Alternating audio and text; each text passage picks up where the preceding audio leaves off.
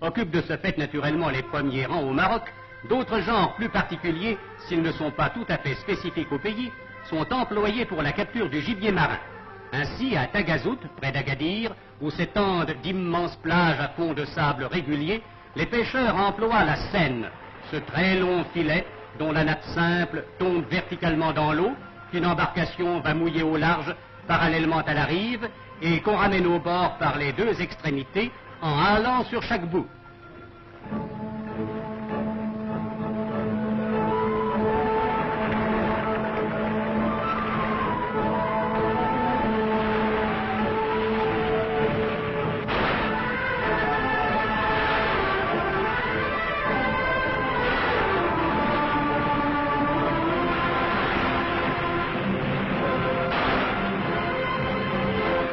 La pêche à la senne ramène surtout au Maroc les plantureuses zombrines qui naguère prenaient le chemin des villes à dos de chameau, mais qui maintenant sont conduites par camion jusqu'au marché ou jusqu'à la conserverie voisine.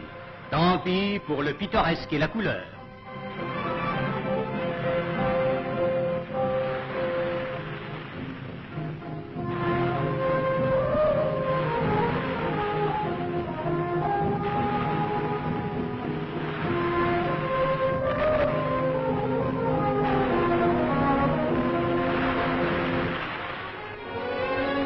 Comme pour les sardines, des conserveries se sont établies pour le traitement des poissons de grande taille.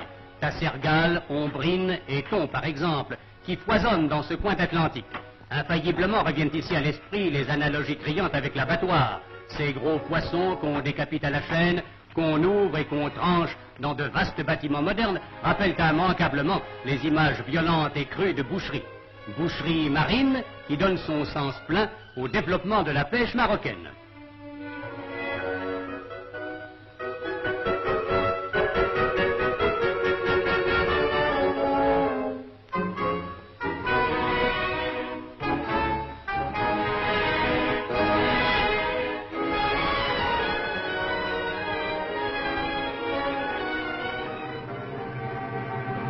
Agadir, qui reste dans la mémoire comme le nom d'un détail historique, est sur la côte de l'Empire chérifien de par sa situation, sa population de pêcheurs, la présence nouvelle de ses conserveries, comme une sorte de capitale du sud de la pêche. Elle détient aussi dans ses eaux l'une des deux madragues du Maroc. La madrague est une sorte d'enclos fixe, formé de filets et de pieux, dans lequel les poissons sont conduits par une sorte de labyrinthe jusqu'à un enclos réduit nommé la chambre de mort, autour de laquelle les barques se rangent pour relever le filet qui forme le fond de cette chambre et ramener le poisson à la surface. Cette pêche, bien que nouvelle au Maroc, était autrefois très courante en Méditerranée et sur les côtes atlantiques d'Espagne et du Portugal. Des deux madragues marocaines, celle d'Agadir capture surtout des tassergales, tandis que l'autre, à Port-Lyautey, est surtout hantée par les bancs de thon. Pêche brutale, pêche sauvage, où le poisson acculé ne peut que se débattre sans espoir.